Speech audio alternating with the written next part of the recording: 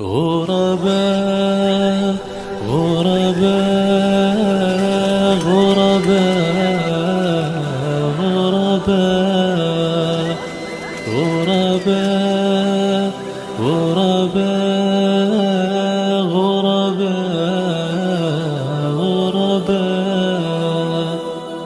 سمیٹ کر میں بات کو آگے لے جانا چاہتا ہوں کہ ایک وقت ایسا بھی آیا کہ انہی کے گھر کا دشمنوں نے محاصرہ کر لیا، انہی کا گھر کا، اور ابو ہریرہ دوڑ کر آتے ہیں کہ عثمان کم نہ کرو، ابھی بھی مدینے میں نبی کے 700 صحابہ موجود ہیں، حکم دے کے دشمنوں کی گردنیں اڑا دیتے ہیں۔ کہا ابو ہریرہ جو تلوار رب کے لیے ہوتی ہے، عثمان اپنی ذات کے لیے اس تلوار کا استعمال نہیں کرنا چاہتا، لشکر اگر تہو والا ہوتا ہے تو رب کے لیے، عثمان اپنی ذات کے لیے نہیں کرنا چاہتا۔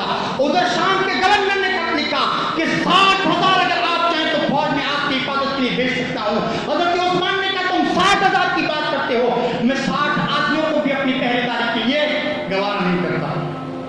اور آج لوگ مظلومیت کی داستانیں بیان کرتے ہیں، 10 دن محفلیں منعقد کر کے، 10 دن کہ اس طرح مظلومیت کی۔ ہاں میں مانتا ہوں کہ مظلومیت کے ساتھ حضرت حسین کو شہید کیا گیا، لیکن اللہ کی قسم کھا کے کہتا ہوں کہ میں اگر عثمان کی مظلومیت کو بیان کروں تو زمین بھی روئے گی اور آسمان بھی روئے گا۔ آؤ مقابلہ کرتے ہیں مظلومیت کا، آؤ میرے سامنے کہ ادھر بھی میدان کارزار اور ادھر بھی میدان کارزار ہے، ادھر بھی تلواریں اور ادھر بھی تلواریں ہیں، ادھر بھی لشکر ہے اور ادھر بھی لشکر ہے۔ وہ الگ بات ہے کسی کا لشکر بہت ہے کسی کا زیادہ ہے، ادھر جانثار ہیں اور ادھر بھی جانثار ہیں، گردن کٹانے کے لیے تیار، لیکن اپنی ذات کے لیے کسی کو لڑانے کے لیے عثمان تیار نہیں ہے۔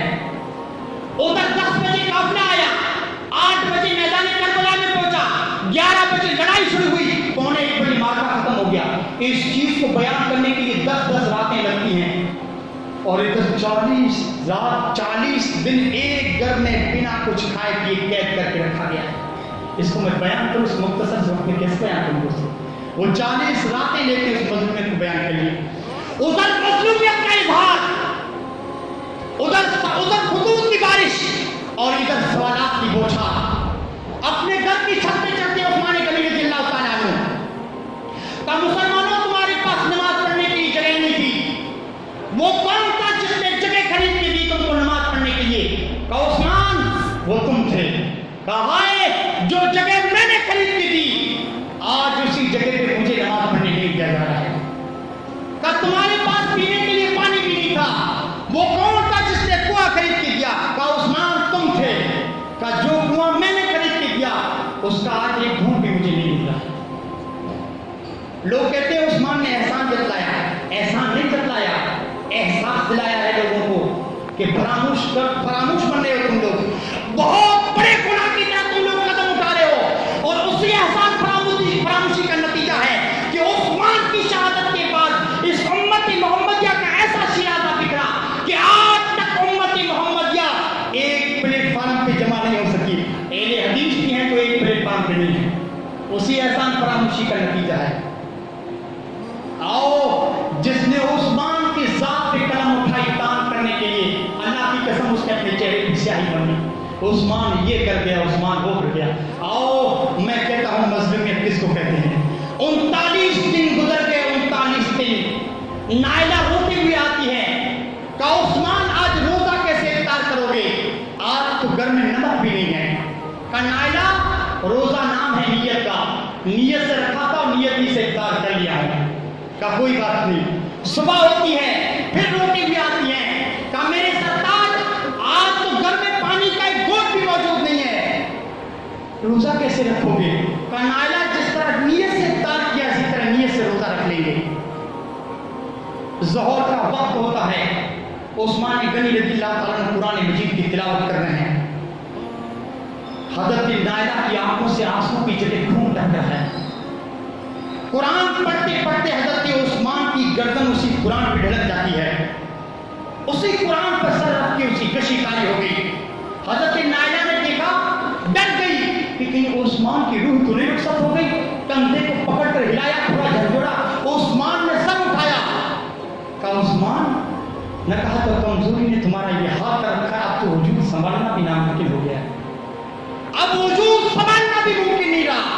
कहाँ नायला, इंतहाई कमजोरी महसूस कर रहा हूँ।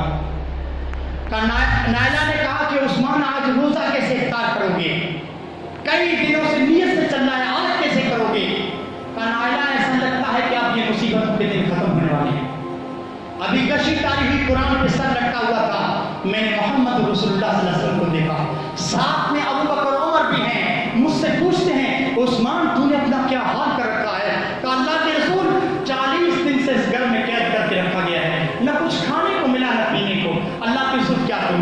कहा उस्मान गम न करो, आज का रोजा तुमको हमारे साथ इफ्तार करना है, आज तुम्हारा रोजा हमारे साथ होगा, आज इफ्तारी हमारे साथ है।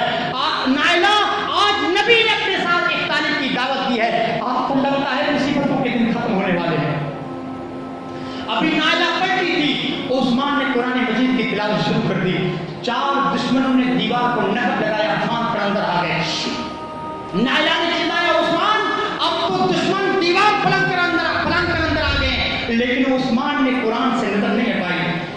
दौड़ के आती है, उस्मान का कंधा पकड़ लेती है कि उस्मान दुश्मन आप बचा। का नायला आखिरी रोजा है, इस आखिरी रोजे में आखिरी वक्त में और रब के कुरान से नजर तो न हटा। जी चाहता है कि जब रब क़यामत के दिन सवाल करे कि उस्मान आते हुए तुम्हारी आखिरी निगाह किसके पड़ी थी, तो कह सकूं कि दुनिया की किसी चीज पे नहीं पड़ी, आखिरी निगाह भी पड़ी तो अल्लाह तेरे कुरान के हुक्म पे पड़ी थी। अब आखिरी वक्त में नायला कुरान से नजरें तो न हटाओ। एक दुश्मन आगे बढ़ के उस्मान की दाढ़ी मुबारक को झटका देता है, लेकिन कुरान से नजरें नहीं हटाई। एक और आगे बढ़ता है, नेज़े से वार करता है, नेज़ा पश्चियों को चीरता हुआ निकल जाता है, लेकिन दोस्तों नबी के दामाद ने कुरान से नजरें नहीं हटाई। एक और दुश्मन आगे बढ़ता है, उस बदबख्त ने गर्दन ही उड़ाई, गर्दन कट रही थी। कुरान मजीद की अल्फाज हज़रत उस्मान के लबों पे थे,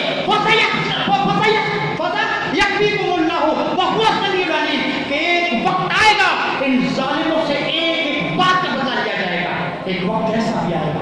हजरत नायला ने उंगलियां आगे बढ़ाई, चारों उंगलियां कट के जमीन पे गिर पड़ी। हाय, सिर्फ शहादत के बस नहीं किया उन बदबख्तों ने, नबी के दामाद की लाश को बिछा करके उस पर नाचे हैं, सारी पिछलियां तोड़ डाली। वो उस्मान जिसकी फजीलत का ये हाल था, जिसकी कैफियत ये थी कि नबी हजरत आयशा के हुजरे में मौजूद है, आंगन में सोए हुए हैं, पिंडली मुबारक से कपड़ा हटा हुआ है।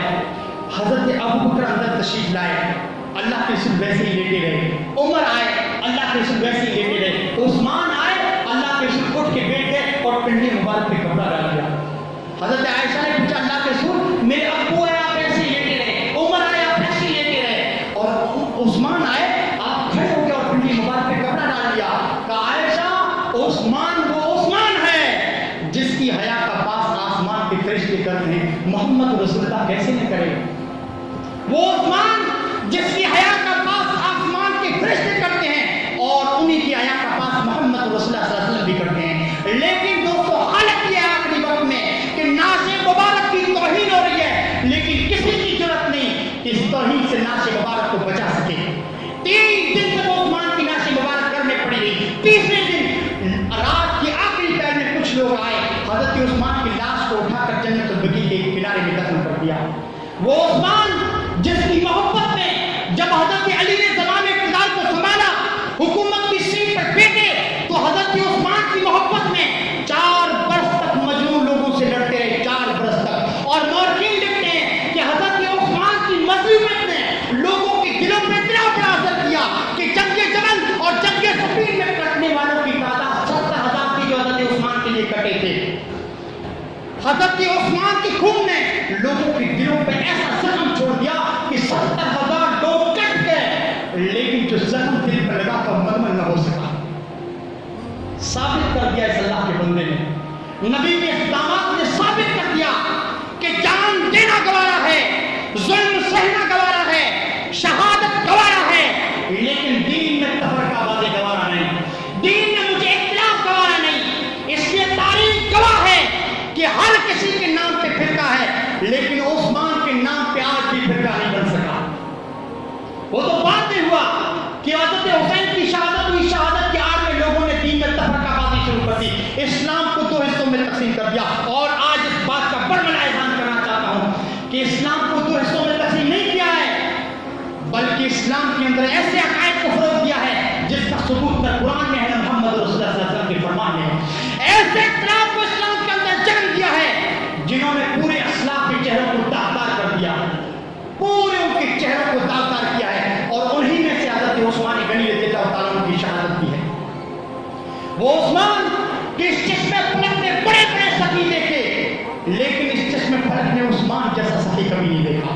وہ عثمان جن کے احسانات آج بھی زندہ قائد ہیں مسجد نبی کی صورت میں، جن کے احسانات آج بھی زندہ قائد ہیں بیر نما کی شکل میں.